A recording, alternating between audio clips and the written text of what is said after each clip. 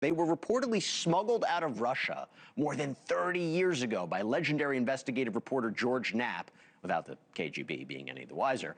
The files apparently revealed the Soviet Union quietly ran multiple UFO investigation programs, tracking thousands of reports of strange crafts and close encounters and claimed abductions, even while publicly, by the way, dismissing UFOs as American propaganda.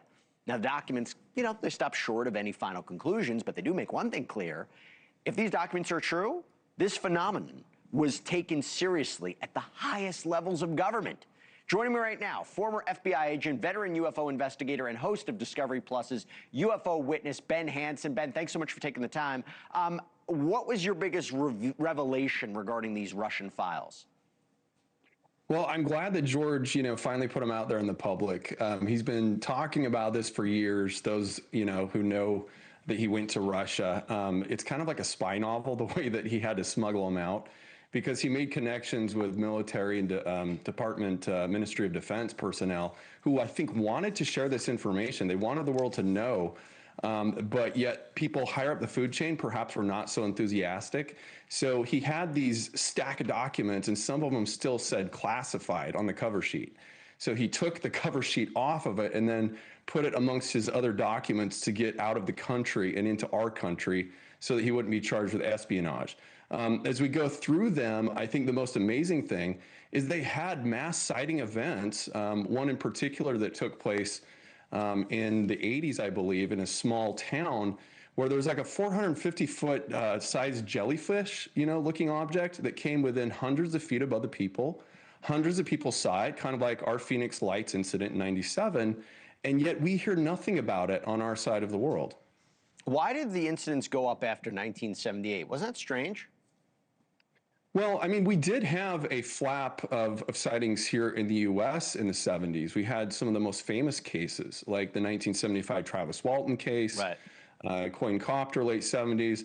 A lot of people want to attribute that to possibly the movies that were coming out at the time, Close Encounters and Star Wars and such. But right.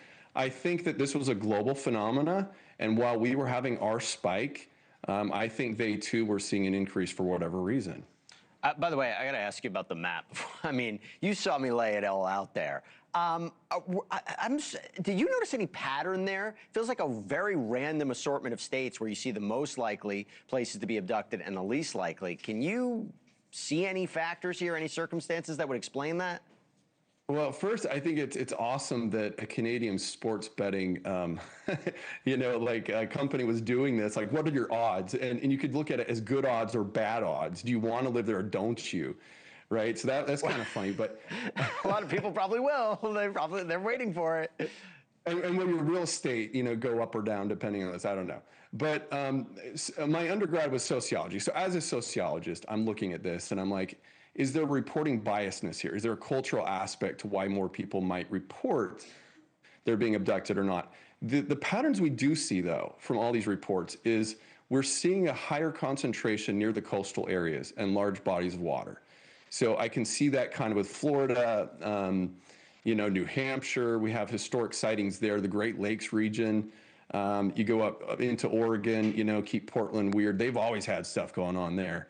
But it's hard to say if we have any solid, takeaways from this quite yet, but it definitely highlights these are areas that we need to study. I'm so naive. I was like, New Mexico, desert, it's open area. Why wouldn't that be the place? Well, Roswell, right? You're looking at places like that, and you're like, that's your best chance of being abducted. But then we have to define, well, what is abduction?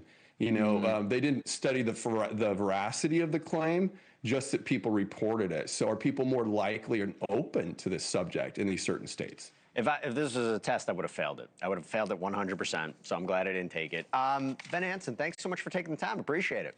Thank you for watching. Subscribe below and download our NewsNation app right now on your phone, and you will get fact-based, unbiased news for all Americans.